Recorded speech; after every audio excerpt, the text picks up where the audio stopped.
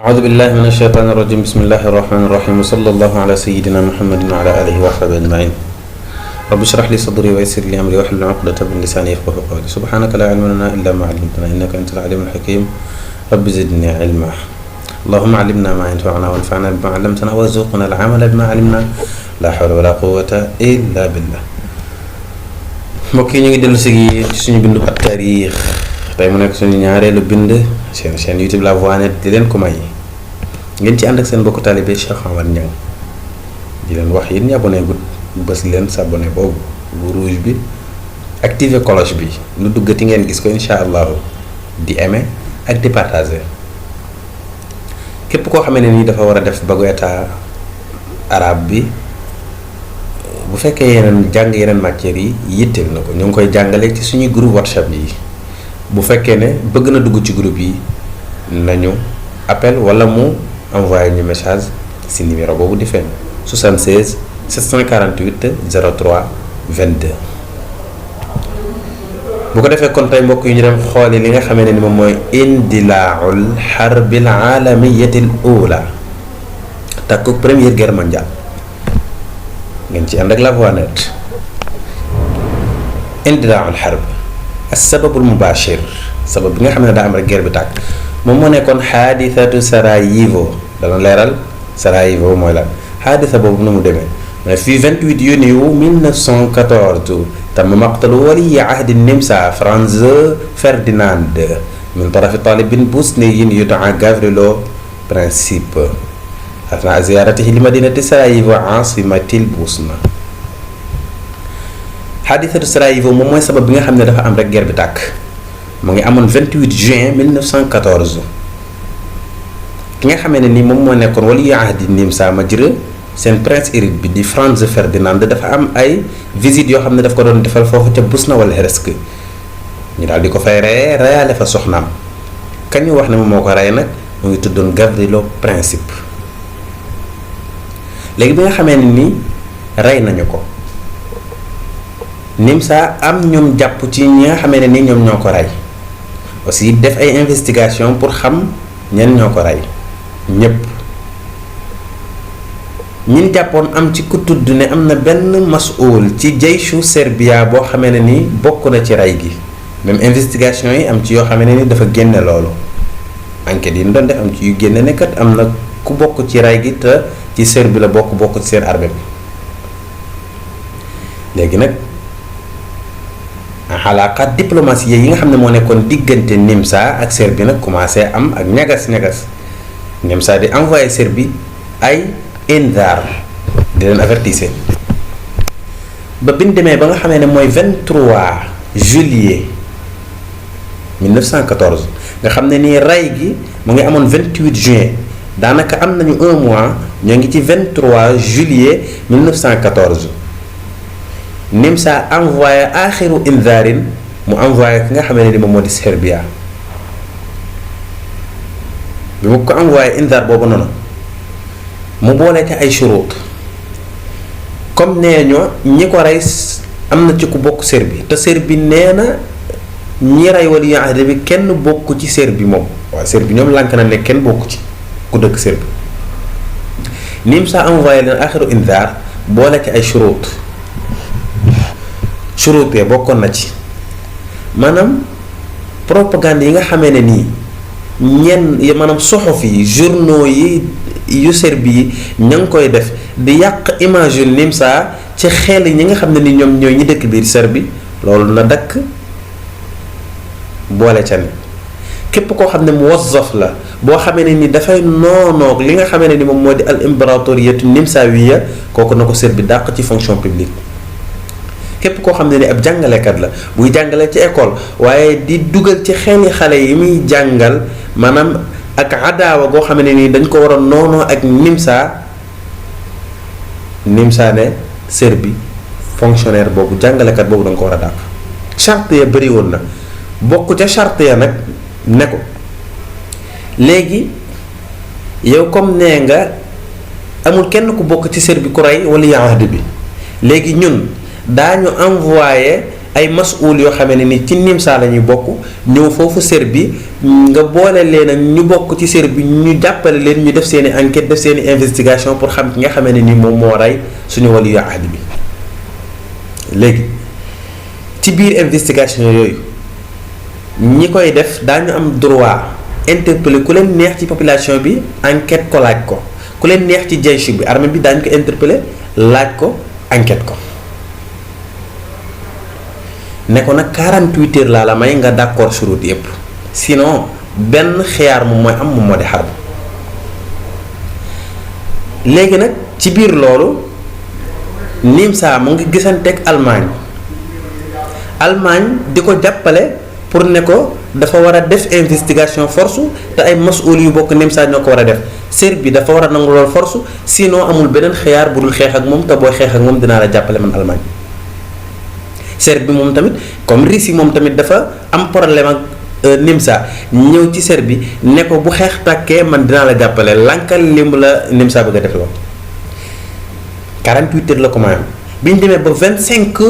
juillet nga xamee ne tey 48 heures yi ay quelques heures moom moo ci des Nimsa nangu woon na daanaka surut yépp waaye charte bu mujj bi la d'accordul moom mooy maanaam ay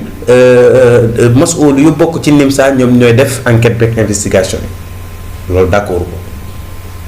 bi nga xamee ne nii bañ na loolu Nimsa daal di i'lan déclarer guerre contre ki nga xam ne ni moom mooy Serbie xeex ak moom bu ko defee loolu moom lay leeral mu ne wa fii 23 yuuliyu arsalat Nimsa indaaran axiran li Serbia a'tatha fihi muhlata 48 heures li qabuli shurutin minha ishraafu muwazzafina nimsawiyina ala tahqiq fi xaadisati al-ightiyaal wa rafadat Serbia dhalika Serbie daal di bañ loolu fa a'lanat Nimsa al-harba alayha Nimsa ne dafay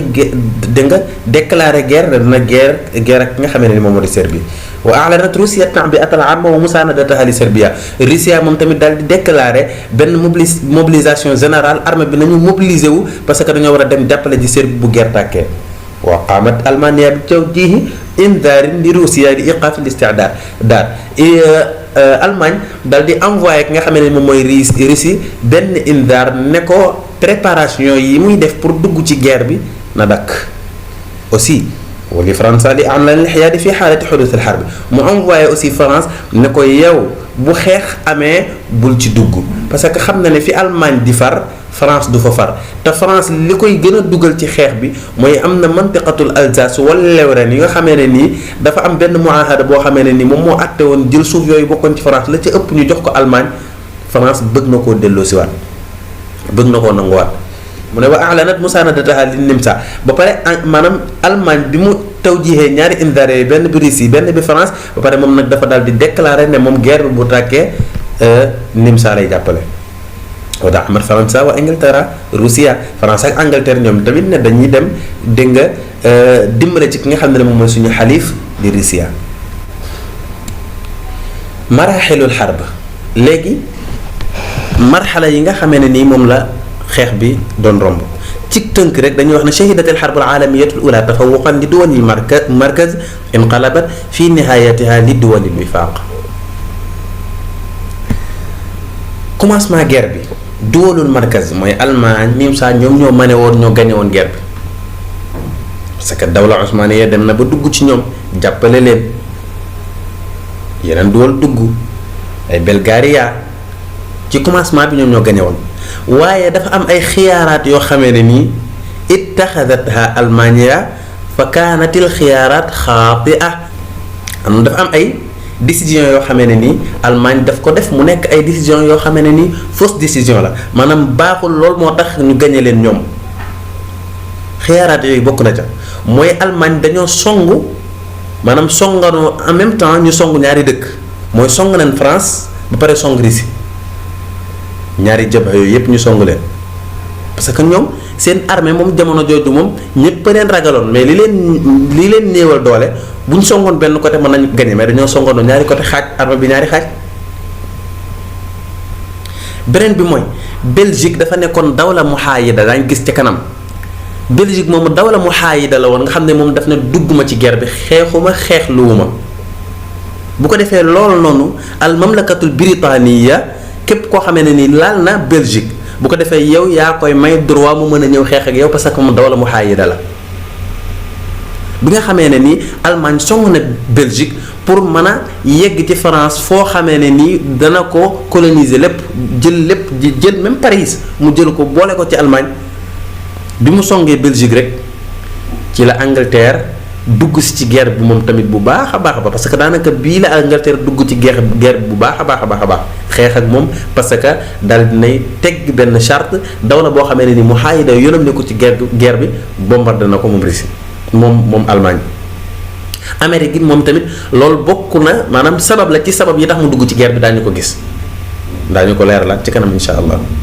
teelu xaraar bi nga xamee ne nii Allemagne jël na ko mu nekk xaraar boo xamee ne xaati ba tax ñu gañe leen ci guerre bi mooy seen xawwaasaat yi yooyu nga xam ne day dugg nóor ci biir géej gi gaale yooyu nga xam ne day nóor jékki-jékki fël fenn di bombarder yooyu noonu dañ ko limité wul woon ba mu laal ay maanaam sufun tijaariye yoo xamee ne nii Amérique yi la tax Amérique dugg ci guerre bi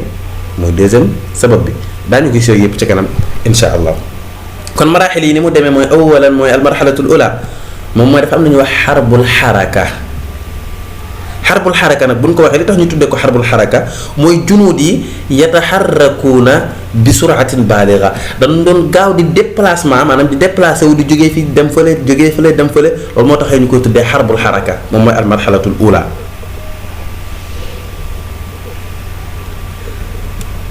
intalaqat al-harbu bi iktisaaxi Almaaniya li Belgikiya wa hiya dawlatun muhaayidatun wa hujuumin sariicin ala Faransa. Allemagne dafa jékki-jékki song Belgique te dawla muhaayida la bi mu ko songee te nekk dawla muhaayida Angleterre ni kii dafa teggi loo xamee ne nii mooy tax Angleterre mën a dugg ci guerre bi te kenn du ko wax dara parce que Allemagne moom moo tegg li nga xamee ne ni moom mooy charte yi ñu tegoon dawla muhaayida kenn du xeex ak moom. Angleterre dugg ci guerre bi ba pare pour li tax mu jaar Belgique nag mooy parce que mënoo dugg France ni mu bëggoon a téye France jàpp ko mënu koo am tant que jaarul Belgique moo tax mu bombardé Belgique. wa fil waqti nafsihi tamma irsaalu quwwatin almaaniyya ila al-jabhati ruusiya gis nga en même temps muy songu France dafa yónnee yeneen quwaat ñu dem jàmmaarloo ji ak Russie kon xaaj na armée ñaari xaaj. walakinaha fashilat fi ljabhati algarbiyati amama taxalufin lil jeyshi alfaransiya wala ingilteria waaye ci côté France bi muy jabha garbiya foofu moom dafa échoué totalement. pourquoi parce que bi mu demee song na Belgique tax Angleterre dugg ci biir guerre bi Angleterre France jàmmaarloog ñi nga xam ne ñoom ñooy al quwaatul almaniya ba tax ñu daal ñu not leen foofu noonu gagné leen totalement. dem ba sax ñenn ci nga xamee ne ñoom ñooy maanaam qaadatu al quwaatil almaaniya am ñu ci demoon ba commencé di démission ci li nga xamee ne ni moom mooy armée bi. wa daxalat dawlatu al usmaaniyatu al harba ila janibi almaaniya haythu aghlaqat madiqa Dardanelles li man'i wusuli al imdaadat al fransiyya wal ingilteria ila Russia. léegi ak dawlatu al usmaaniya moom bi muy dugg ci guerre bi dafa dugg ci duwalul markaz di jàppale ki nga xamee ne ni moom mooy Allemagne madiqu Dardanelles boobu nag mu daal di koy tëj nga xam ne bu ko xasee tëj lépp loo xamee ne nii maanaam bépp renforcement boo xamee ne dafa mën a jógee Angleterre wala mu jógee France jëm Russie du mën a yegg parce que ci madiqu Dardanelles la war a jaar te dawla Usmaniya tëj na ko. kon dawla Usmaniya daanu gi mu daanu lii bokk na ko parce que moom ci xeex bi fi mu faroon muy duwalul markaz ñoom la ñu gagné kon bu ñu ko gagné il faut la budda an yahdusa tafakkukun.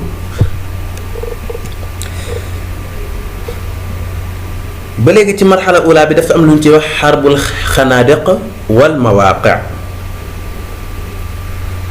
xam nga bu njëkk bi xarbul xaraka la woon maanaam dañ doon def déplacement yu gaaw fii nag moom maanaam dañoo taxawoon benn place ak di def ay xanaadiq di ko gas aussi di ci def li nga xamee ne ni moom mooy al aslaak ash-sha'ika ay barbar. lii nag comme da ngaa bëgg xeexee nii il faut jaysh bi duñ mën a dox boo xam ne ni bu gaaw la il faut affaire bi day yéex gas ay tunnel di ci jaar il faut affaire bi day yéex du gaaw. mu ne intaqalat alquwat almutaxaariba ila xarbi almawaqi bi sababi fasl alxutat alhujumiya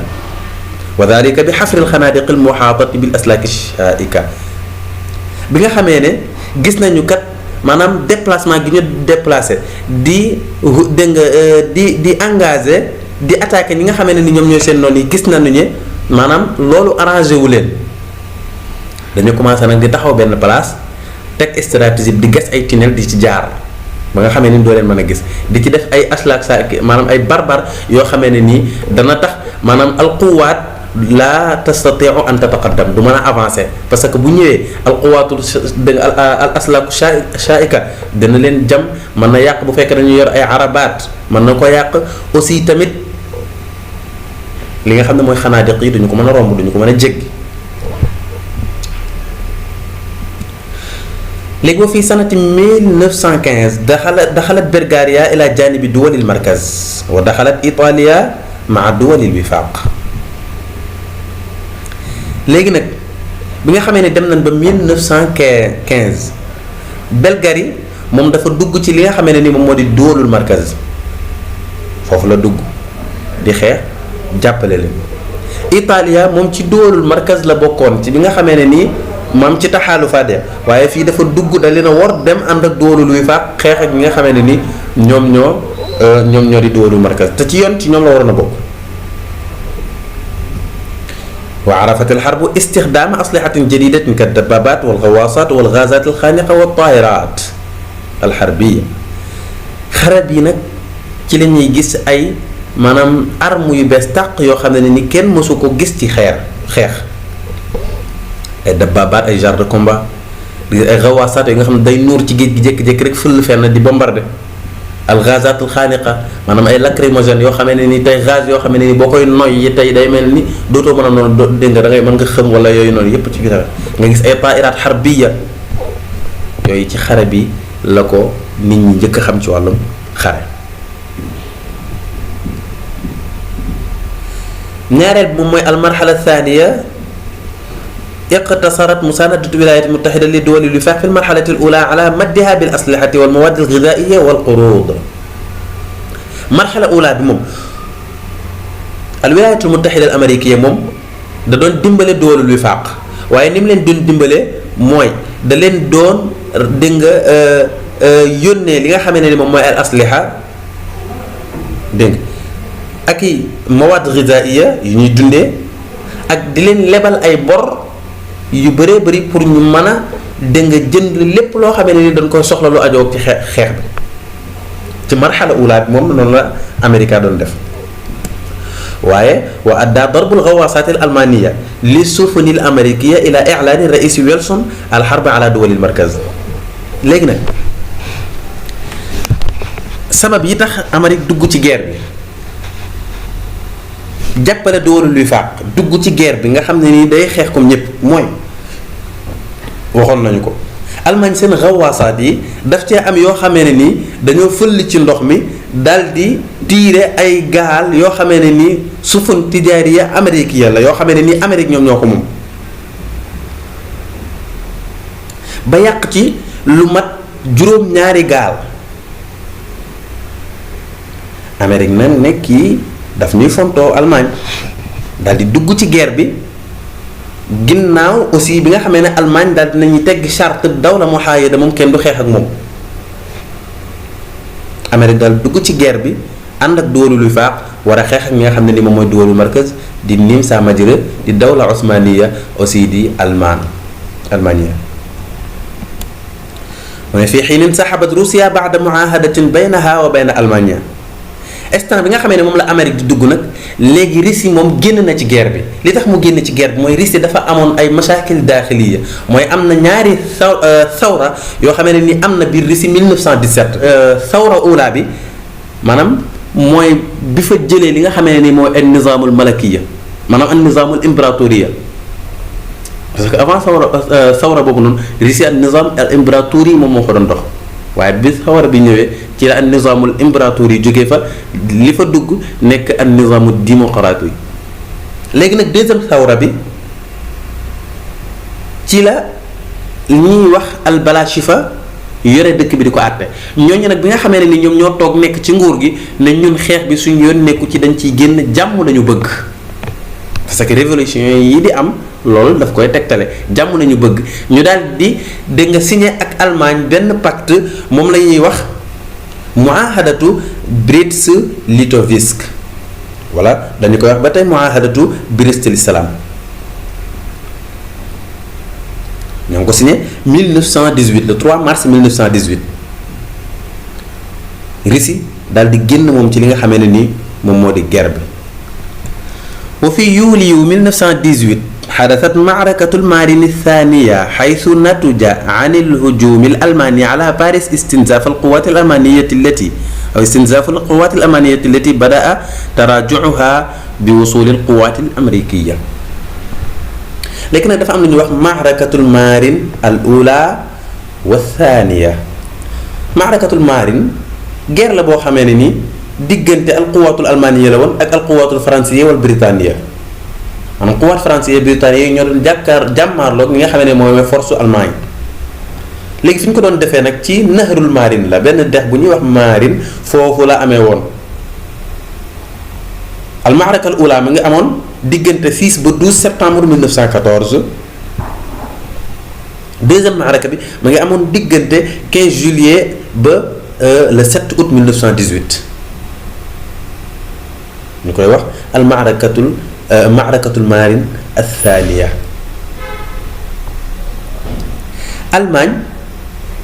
songu Paris bi nga xamee ne ni song nañu ko Paris ba pare seen doole doyul parce que Paris mu ngi xeex ak Allemagne di jàmmaarloo ak moom seet nu mu ko génnee. Angleterre a ngi ñëw di ko jàppale Wilayatul Muttahida dugg na ci di jàppale ñi nga xamee ne ni ñoom ñooy dégg nga Angleterre ak France.